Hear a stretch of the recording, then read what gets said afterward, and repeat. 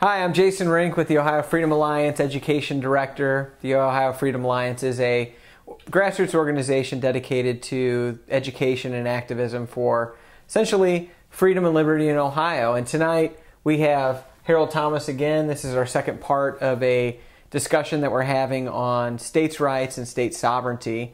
And Harold, where we left off last time was we were just really talking about the importance of state sovereignty, why it's an issue that is of importance right now.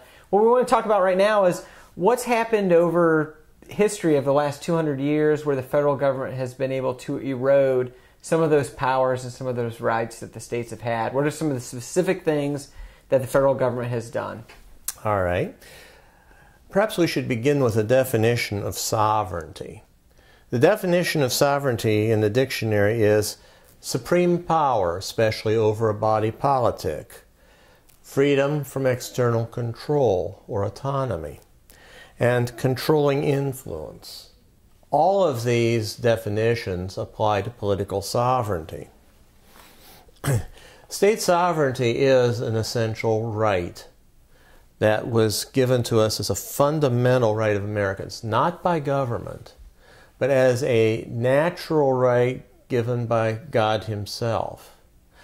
Now, if you are not a non-believer, you may think of it as a right given in the state of nature, but it is an inherent right.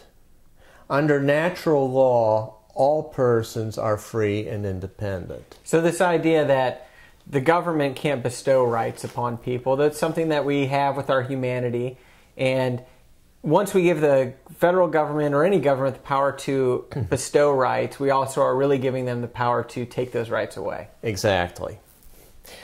The authors of the Declaration of Independence recognize this when we are told that we are endowed by our Creator with certain unalienable rights, and that to secure these rights, governments are instituted among men, deriving their just powers from the consent of the governed. That whenever any form of government becomes destructive of these ends, that is, life, liberty, and the pursuit of happiness, it is the right of the people to alter or abolish it, and to institute new government, laying its foundation on such principles, and organizing its powers in such form, as to them shall seem most likely to affect their safety and happiness. This is the unique characteristic of America. We are not a nation based on a tribe or an ethnic group, but on a principle. 75 years after the United States Constitution, Ohio adopted its second state constitution, which is still in effect. And it echoes the same theme. In Article 1, Section 2, we read, "All political power is inherent in the people. Government is instituted for their equal protection and benefit, and they, the people, have the right to alter, reform, or abolish the same whenever they may deem it necessary." Radical words for a timid world. Right, and this idea that, you know, the power to, the people held the power and the states held the power to form the federal government. It was the states that came together and the people that came together for that. And so the states and the people retain the power to get rid of that government if it's not doing what it was intended to do, which was to protect the natural rights of the people. And so we're at a place right now where what you would argue is that the federal government has ceased to be the protector of the natural rights of the people, has ceased to do essentially its constitutional duty, has taken some of those rights from the people in the states, and now the states are really in a position where they have to examine whether or not that power balance has shifted so much that it's time to alter or abolish that federal constitution and that federal structure. Yes. And let me take that part a step further. When the Constitution was written, there was absolutely no doubt that the 13 states were independent. They were individually recognized as independent nations by the King of Great Britain when he signed the Treaty of Paris ending the Revolutionary War. Now, when the new government started under the Constitution on March 4th, 1789, there were only 11 states in the Union. North Carolina and Rhode Island had not ratified the Constitution, and they were regarded by the Congress as independent nations.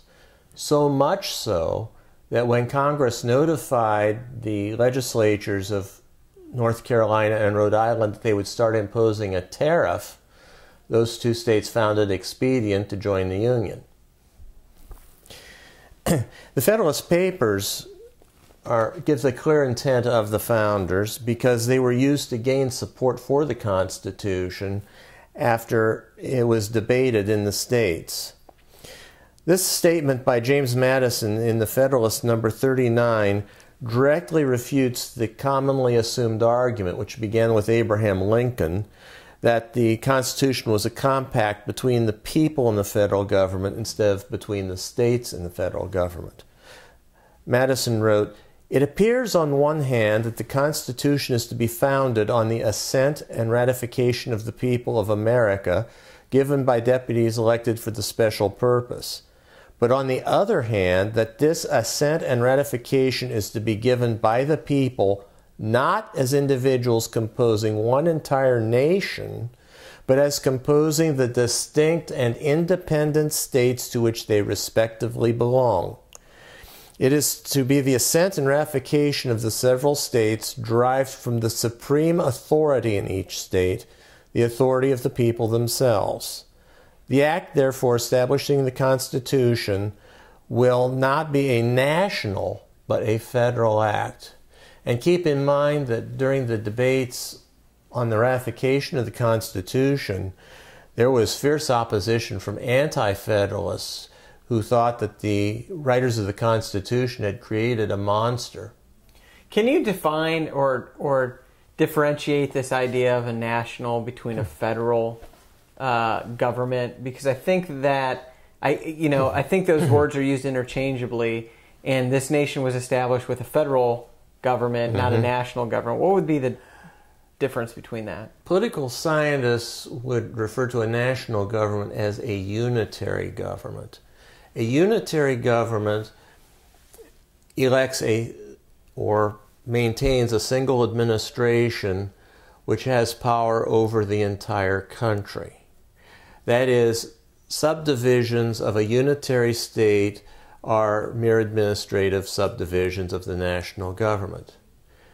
We can say that the state of Ohio is a unitary government with respect to its counties and municipalities. Sure.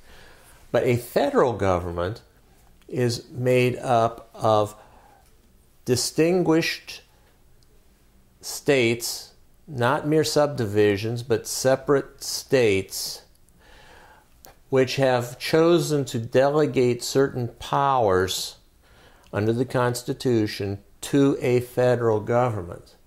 In principle, the federal government is limited to whatever powers the states have granted it.